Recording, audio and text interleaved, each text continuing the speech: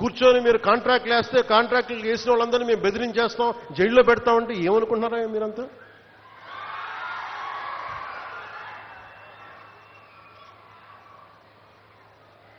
మేమేం మాటలా గుర్తుపెట్టుకోండి. అలా బెదిరించే సమూహం ఎవరైనా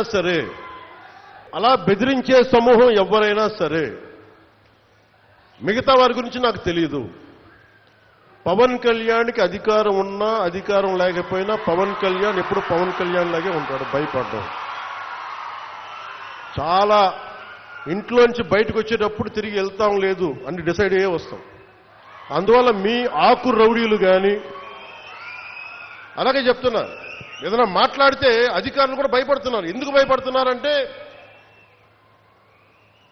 చెవుల్లో చెప్తారు, అదే సార్ వాళ్ళ వెనక చాలా మంది రౌడీలు ఉంటారండి, కిరాయి హంతకులు ఉంటారంటే, మీకు కరెక్ట్గా యోగి ఆదిత్యనాథ్ లాంటి ట్రీట్మెంట్ కనుక ఒక్కొక్కడికి ఇస్తే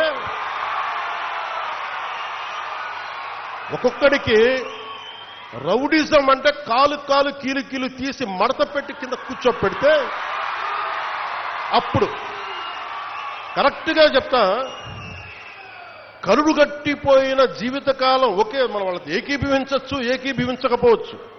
నక్సలైట్స్ తోటి, వామపక్ష తీవ్రవాదులతో మనం ఏకీభవించవచ్చు, ఏకీభవించకపోవచ్చు. అలాంటి బలమైన ఆర్గనైజేషన్నే కకావికలమైపోయిన పరిస్థితుల్లో ఉంటే ప్రభుత్వం తలుచుకుంటే, అలాంటిది ఇన్ని లక్షల మంది పోలీసుండి, ఇన్ని వందల మంది ఐపీఎస్లుండి, 1000-2000 ఉన్న డిఎస్పీలుండి, అలాంటి కిరాయి గ్యాంగుల్ని మెయింటైన్ చేసే వ్యక్తుల మీద 2 రోజులు 48 గంటలు మీ చుట్టుపక్కల ఎవరున్నారు, వాడి పేరేంటి అన్ని కనుక్కొని ఒక పొలిటికల్ నిర్ణయం తీసుకుంటే మళ్ళీ ఎప్పుడు ఇలాంటి మాటలు రారు. మీరు అక్కడి దాకా తీసుకెళ్ళకండి.